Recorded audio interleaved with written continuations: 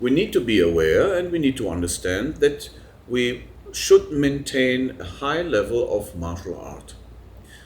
We have the tendency that already that all the martial art, what we know, they emphasizes on fighting ability and self-defense ability. That's all good. It's very important.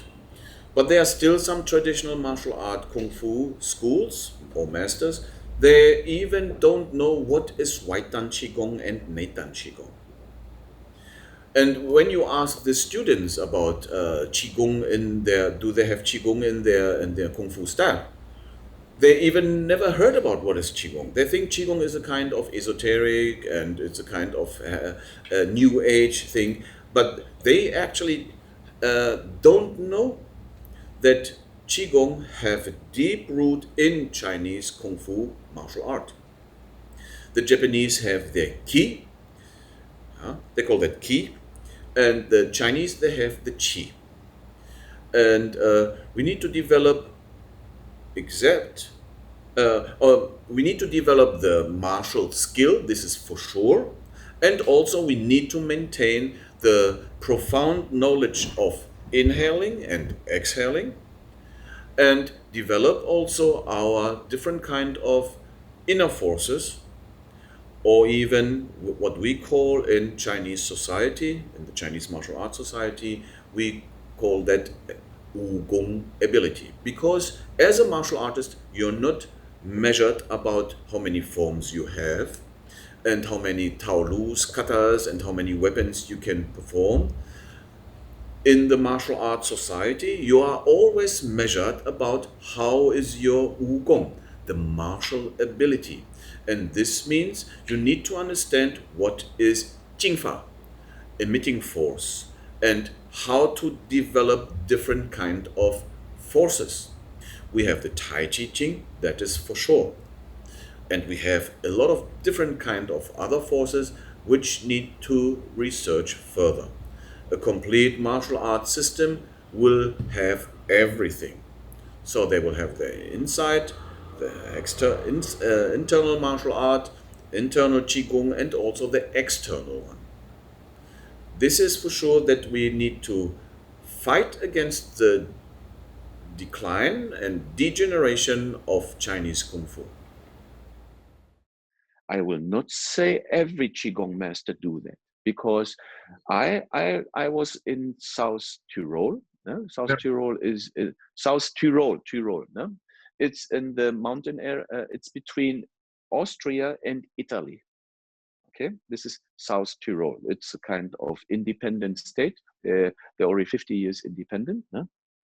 And I was meeting also some Qigong masters, and they do Qigong, they learn Qigong from the Chinese master. Yeah? I don't want to say who, okay? But when I asked something about do they know this the acupuncture points and how the Qigong actually need, how the Qi or the energy need to lead in which direction, they say this is totally new things. They never heard about that. They only do some very feel the Qi, feel the energy, you know, all these kind of, and then we are in the forest and now you can feel the energy and you can feel the the cosmic, I don't know what kind of words they are using. Okay, this is actually, I was only like this. I'm a practitioner of Kung Fu for 3 decades, and I say, what are you doing? Actually, who teach that? Yeah, yeah, my master, he comes from China, from Peking, you know, and he do that. I say, yeah, very good. He's fooling around the Westerners. Huh? Okay, and I also ask. This is also the first. It's also people with, because we have the YouTube, and people also can research. They can research the 8 Brockhead movement, you know, the I Ching Ching movements, you know, and also they can learn in this kind of YouTube place where people can research and learn the forms, the Shaolin forms. No? And actually, we have already some Shaolin masters. They know that their form is beautiful to see. It's very beautiful, and the benefit the benefit, what is the benefit? Your Shaolin Kung Fu master, what is the benefit of your Qigong exercises? And they only do it like this. Yeah, I feel good. I say, this is actually not only the benefit. This is if you have one, I will say 30-minute walk in the forest, after that you also feel good. You don't need some chi exercises and all these. You know my meaning? This is also, and yeah, this is also the point where some Kung Fu masters, no, they try now to approach me and asking for advice. Yeah? It's interesting, like just to know like the difference between this. Some of the, you know, because I've understood like, there are certain masters that are quite high level in Qigong, especially like in Europe and all over the world, who are supposed to be at the very top position of the Qigong, like, and then they're like thinking like they should come to learn from you, and like, it tells that there's maybe something from the Western world that is certainly like lacking. It feels like Qigong is really doesn't have the essence in it in most practices at all. It's just this is what I just said. They're already in the YouTube channel. They're very famous. Yeah. They have already so many followers, and they talk about the chi and they do the movements, and also very beautiful. But sorry, sir, why you are doing this? What is the benefit of your exercise? Yeah. And they will only look at me and say, yeah, I feel good after that. I feel warm, I sweat.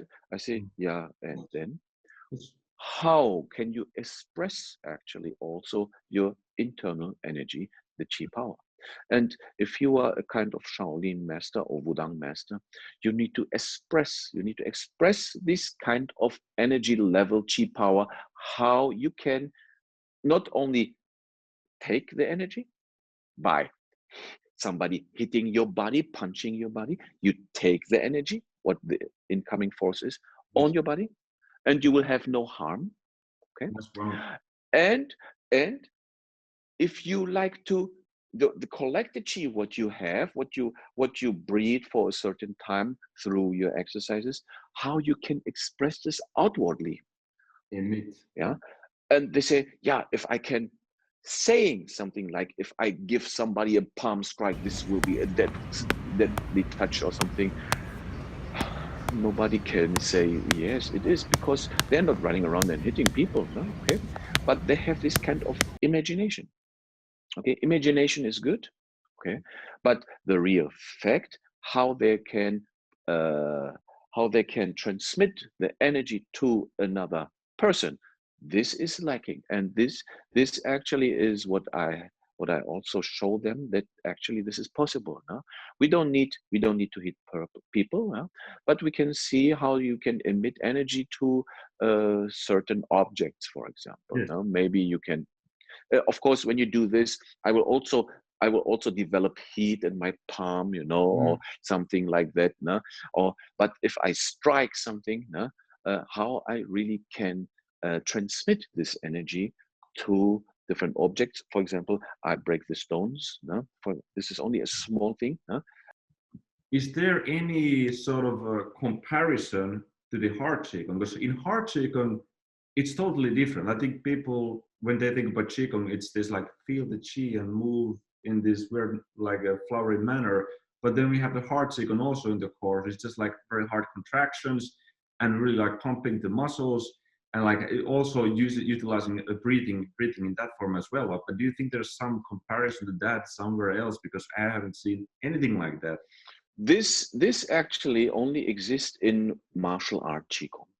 Right. Okay. Yeah. This is a different, and this is actually what a Qigong master also need to have, because we also need to understand that in the Qigong society, the real stuff, I'm not kidding, the real stuff and the real Qigong methods are in the martial arts schools, because they derived also a lot in China. They derived from the Shaolin temple, okay, and or Shaolin temple or Wudang, and these they they kept that as their tool. This is their accumulator, the power plant, actually, yeah, where they actually become totally different than the normally person. And because all the energy resources are developed for one purpose, to develop the body machine. And this actually is the martial arts society that preserve that. Okay, and to have access in that, it's also very difficult. For example, if I talk about the hard qigong or golden bell in Shaolin society today, do you know how many person they know? My goodness, this is the real stuff. They know that. The martial art masters, even the Shaolin monks, they know this is what Master Jiang Yu Shan, he got this. What actually a lot of masters are lacking for that. They recognize it. No, yeah, they know that. They know that because you can't find this in the Shaolin. You can't find it. Forget it. It's not there. It's not there. For example, you see different kind of Shaolin masters, monks around the world. Huh? What do they have? I really must say sorry. They don't have what Master Jiang Yu Shan have. This is a totally different thing, and they know that. And also, if they know that, and they're looking around for other Kung Fu masters to learn something like hard Qigong or a deep knowledge of martial art, then actually they should be very clear that their own Shaolin temple, they don't possess this. Okay, this is also a very difficult part. I face this every day, because I have Shaolin monks. They're approaching me, very renowned one. They're approaching me. They want something that the Shaolin temple doesn't have. Yeah, it's interesting. It's asking about, like, is there a comparison? And there is a comparison even in the Shaolin circles, like they can find, like that's the. It is actually.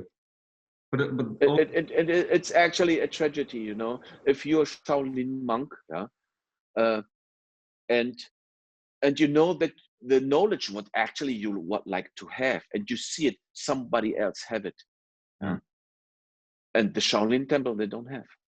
So what this is, it's terrible. I only can say it's terrible because they live in this kind of Shaolin world, they live in this kind of way, Shaolin way, where they actually represent the Shaolin temple, but they need to look around outside of Shaolin to have the real knowledge.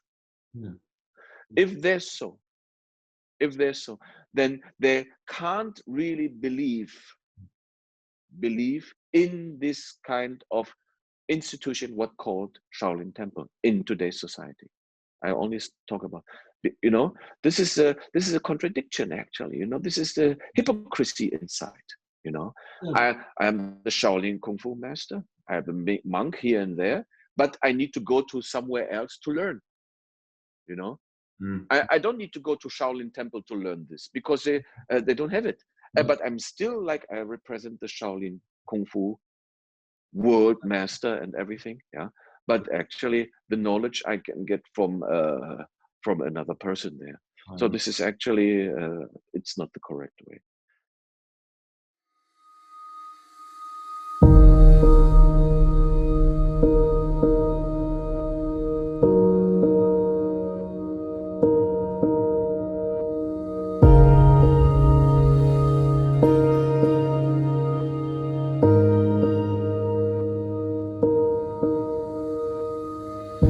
People like to train and practice Qigong styles and exercises, but maybe only a few of the practitioners know that they first need to open their meridians or some acupuncture points to let the energy flow and circulate in the body. What people see is the master do that, but they don't know when to do that.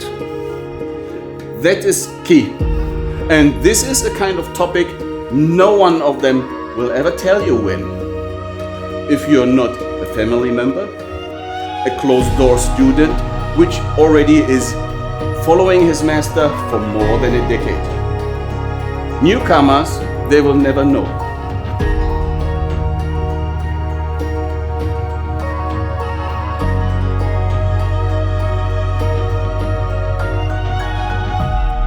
And all the standing positions and methods are developed through centuries and are delivered to us today. So there is no anything, some mystical power or some secret. No, there is only one way, and this means practicing in the correct way.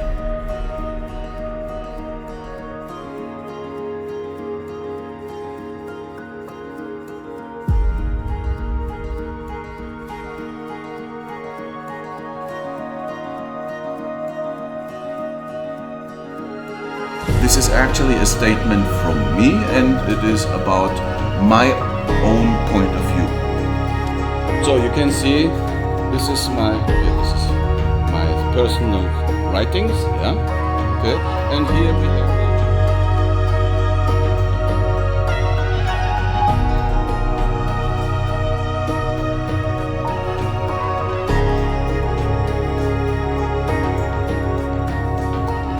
I know already people, they're practicing standing practices from the Chun, from the Tai Chi, from the Xini, yeah?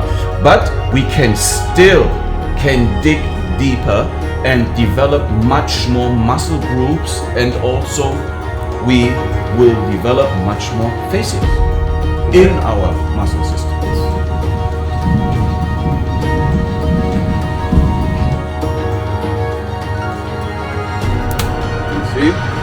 Then it is open.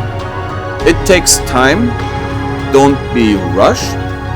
It can even take decades to open it, so relax.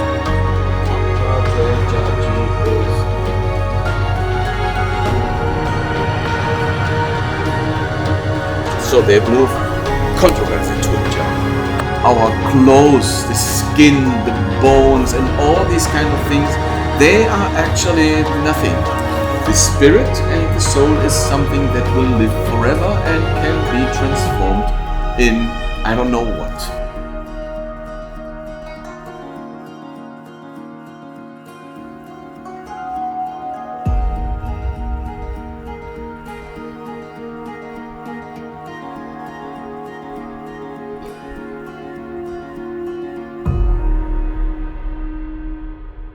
It's very interesting that you actually create also, I think, heat just because you use muscles just inside of your body, and this is, I think, it makes it pretty interesting. That's why it's called internal martial art. It's internal. Yes.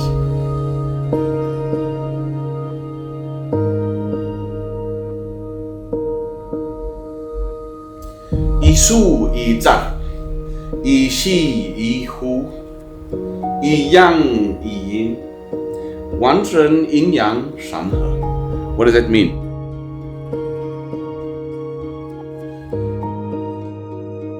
This is an exercise for 100 days. It is actually a tremendous task. 100 days, your cells can be changed. So you will have a different skin, you will have a different kind, everything will be a little bit changed. You can still keep the blood flow where it belongs, and you can still train your Neigong Qigong. This is a mission, actually, a task. And then when you open it, it will rush, and it can break walls upward. You have the balance of yin yang. Maybe we already have different kind of Qigong practitioners. They only need this kind of salt in the soup, the right amount. And they will say, thank you, this is for what I'm waiting all these years. And then they will develop their martial art.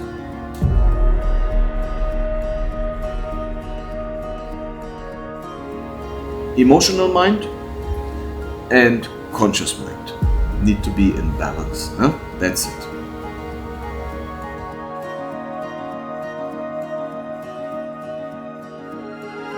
So we open that for all of us so we can develop a strong human body and a healthy mind. So this is actually my objective for all of the humanity, that they can have the knowledge from ancient times.